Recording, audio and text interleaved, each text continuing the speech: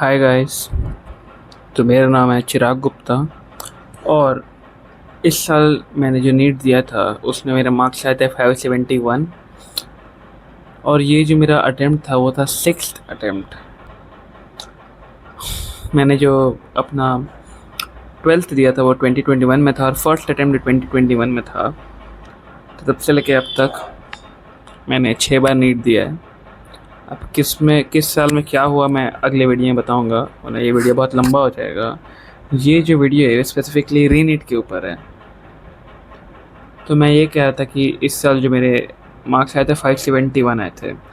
तो I was like ठीक है, अब जो हो गया कोई बात नहीं। अब मुझे जो भी मिलेगा मैं एक्सेप्ट कर लूँगा। मुझे लगा था कि क्योंकि सबको ही बोल रहे थे कि जो इस साल जो कट ऑफ जाएगी वो 6 से 10 जाएगी, तो मुझे लगा था कि 571 में मेरे रैंक जो है वो 40-50 हज़ार कुछ हो गए, थोड़ा ज़्यादा भी हो सकता है। तो मुझे एक गवर्नमेंट BDS या मिल जाएगा या फिर गवर्नमेंट BAMS मिल जाएगा। तो ठीक है, उस हिसाब से मैं ठीक था कि चलो कोई बात नहीं, यही है तो यही ले लेंगे, कोई बात नहीं। ठीक है, अब फिर एकदम से पेपर लीक की बात आई, पूरा न्यूज़ फैल गई। NTA जो कहता था कि 10 स्टेप्स अहेड है हमसे, और वो भी कहता था कि हमें कि ये स्कूल का एग्ज़ाम नहीं है, ये नेशनल लेवल एग्ज़ाम है। बट स्टिल उनसे एक पेपर कंडक्ट नहीं किया गया, लीक हो गया पेपर भी। और उन्होंने सीधा 23 लाख बच्चों का नीट का पेपर कैंसिल कर दिया। अब हमें फिर से पढ़ना पड़ेगा। अभी तक री नीट को अनाउंस हुए हुए लगभग 1 हफ्ते से ऊपर हो चुका है, और मैंने इस 1 हफ्ते में 2 से 3 चैप्टर मुश्किल से किए होंगे बायो के भी। कौन सी रिप्रोडक्शन यूनिट जो सबसे आसान होती है। मुझसे एकदम ही पढ़ा नहीं जा रहा है। मैं डेली सुबह बैठता हूँ, किताब खोलता हूँ, अपने कॉपीज़ मैं पढ़ने की सोचता हूँ कि आज मैं ऐसे पढ़ूँगा। मैंने ये भी डिसाइड कर लिया कौन सा टेस्ट लूँगा, क्या नहीं करूँगा, क्या करूँगा। बट स्टिल मैं नहीं पढ़ पा रहा हूँ। 30 दिन लगभग बचे हैं अभी, और यदि ऐसे ही चलता रहा तो पूरी मेहनत वेस्ट हो जाएगी।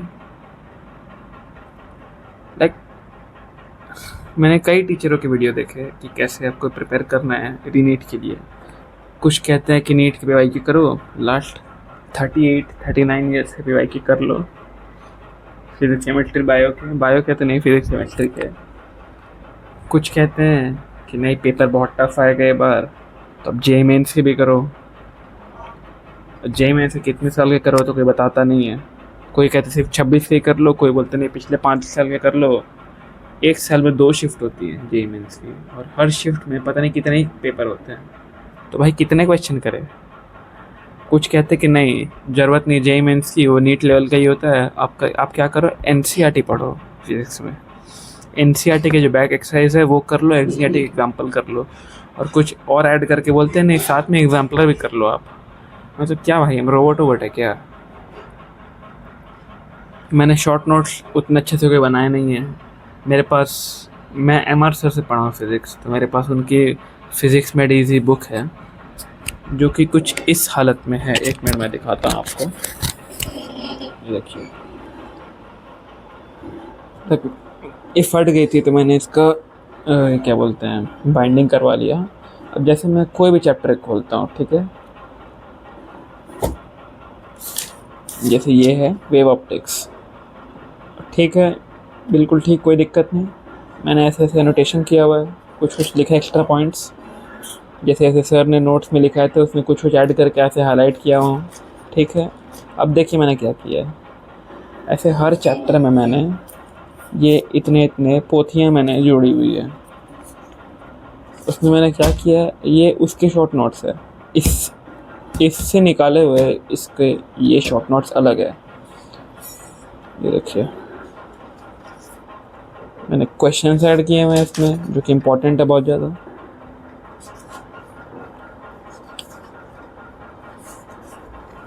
ये कम से कम 10 से 12 पेज हो गए प्लस ये। तो अब मैं इतना कंफ्यूज हो गया हूँ कि मैं अब कैसे रिवाइज़ करूँ अंत में, हाउ टू रिवाइज़। मैंने फिज़िक्स के 1 से 2 पेज में फार्मूला शीट बनाई नहीं है मैंने अभी तक, जिसके चलते मुझे आखिर के टाइम में बहुत ही मुश्किल का सामना करना पड़ा था कि मैं कैसे रिवाइज़ करूँ अब पूरे फिज़िक्स को। लाइक मैं आपको सच सच बताऊं तो मैं फिज़िक्स से 2 दिन पहले मैं सिर्फ बायो पढ़ा था, केमिस्ट्री के कुछ चैप्टर्स पढ़ा था और फिज़िक्स में सिर्फ 2-3 चैप्टर के फार्मूला देख के गया था और रिवीजन ही नहीं की थी मैंने। उसमें मैंने 517 ले आया भगवान की कृपा से। तो इसलिए मुझे लग रहा है कि मैं, क्योंकि इस बार पेपर टफ आएगा, तो मैं कैसे क्या रिवाइज करूँ मुझे कुछ समझ नहीं आ रहा। केमिस्ट्री में मैंने फिज़िकल केमिस्ट्री उसमें भी मैंने इसी टाइप के लंबे लंबे शॉर्ट नोट तो क्या ही बोलेंगे, समरी या लॉन्ग नोट से अलग से लिख दिए मैंने। सिवाय क्वेश्चन से उसमें सिर्फ कंसेप्ट लिखा है मैंने अलग से निकाल के।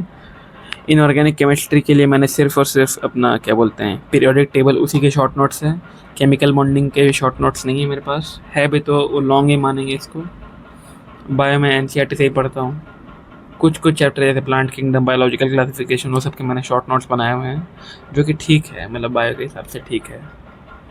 तो इसलिए मुझे अब सच में समझ नहीं आ रहा कि मैं अब 30 दिन में क्या करूँ, और क्या करूँ और क्या ना करूँ। लाइक एनसीईआरटी के क्वेश्चन करूँ, टेस्ट दूँ, एनालिसिस करूँ। एक चीज़ और बताना था कि मैं जब नीट के पहले इस साल हुआ था, उसके पहले मैं आखिरी के 20 दिन में मैंने क्या किया था कि मैं जो प्रीवियस ईयर पेपर थे नीट के जो पार हो चुके हैं, वो पेपर को उठाता था, मैं सॉल्व करता था, टाइमर लगा के 2 घंटे 45 मिनट का टाइमर लगाता था मैं, उसके अंदर मैं सॉल्व करता था, फिर उसके एनालिसिस करता था। अब भाई मैं एनालिसिस में, मैं झूठ नहीं बोलूँगा, मुझे 6 से 7 घंटे लगते थे एक पेपर का एनालिसिस करने में।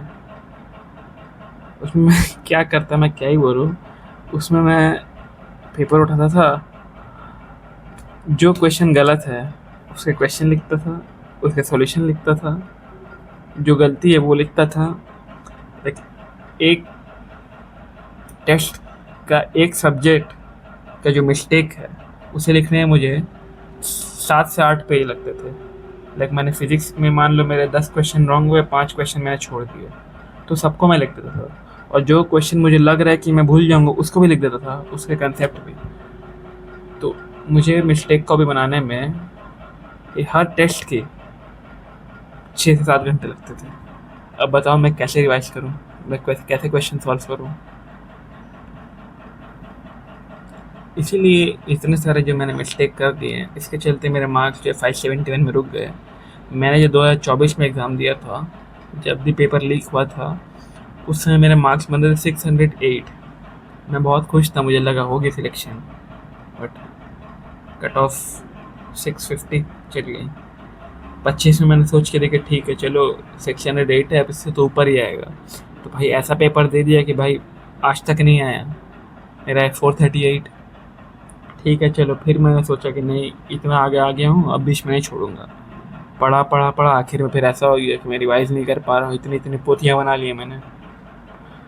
प्लीज़ मैं आप लोग की हेल्प चाहता हूँ कि आप प्लीज़ बताइए मुझे कि मुझे अब आखिरी समय में कैसे पढ़ना चाहिए। लाइक क्या मुझे नीट के पे IQ करने चाहिए पूरे 38 ईयर्स के, या मुझे जेईई मेंस के क्वेश्चन करने चाहिए, या एनसीईआरटी के क्वेश्चन करने चाहिए।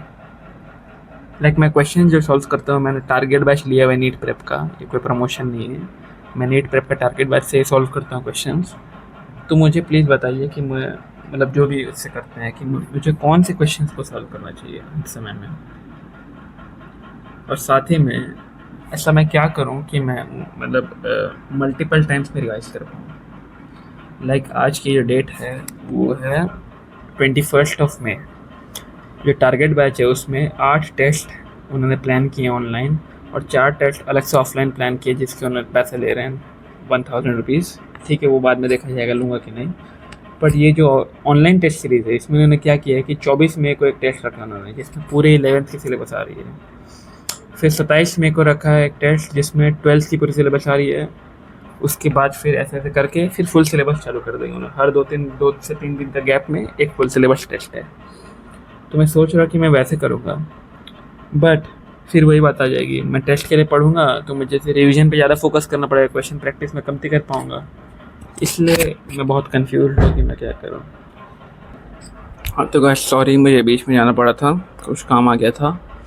तो मैं ये कह रहा था कि आप लोग प्लीज़ मुझे बताएं कि मुझे अंत समय में अब कैसे करना चाहिए आखिरी के 30 दिन में, और ये भी बताएं कि आप कौन से टेस्ट सीरीज़ को फॉलो कर रहे हैं।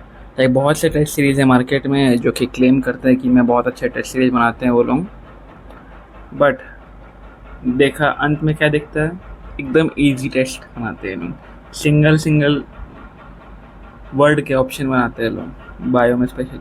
अभी जो एग्ज़ाम आया ये लोग इन्होंने क्या कहा था कि बहुत ही ईजी एग्ज़ाम था नीट 2026 का। भाई 26 से 30 क्वेश्चन जो थे वो स्टेटमेंट वाइज थे, लाइक मल्टी स्टेटमेंट क्वेश्चन। 10 से 15 मैच मेकिंग थे, एकदम प्लेन क्वेश्चन दे देते हैं इन्होंने और कहते हैं कि बहुत अच्छा क्वेश्चन बनाया है, बहुत अच्छे टेस्ट बनाया है। जैसे जो फिज़िक्स वाला ने चालू किया मिशन 30, उसमें जो वो टेस्ट करा रहे हैं ऑफलाइन, जो उन्होंने कहा है कि फ्री है सबके लिए। भाई मैंने टेस्ट देखा उनका, लाइक इतना ईजी क्वेश्चन, उसका जो कट ऑफ है वो 650 कट ऑफ रहेगा उसका। ऐसे पेपर बना गया आप। आकाश ने भी लॉन्च किया था फिनिक्स बैच करके एक तो था, लाइक उसके भी क्वेश्चन इतने आसान क्वेश्चन दे रहे हैं ना, मैं क्या बोलूँ। मुझे लगता है सिर्फ एलन ही एक तो है, नीट पर भी कह सकते हैं, जो अच्छे क्वेश्चन देते हैं अपने टेस्ट में। मुझे नहीं लगता और कोई अच्छा क्वेश्चन देता है अपने टेस्ट में। आकाश देता था बट अभी नहीं दे रहा है। उनके इंटेंसिव या FTS के टेस्ट होते हैं बहुत अच्छे होते हैं, बट अभी तो कंडक्ट कर नहीं रहे हैं।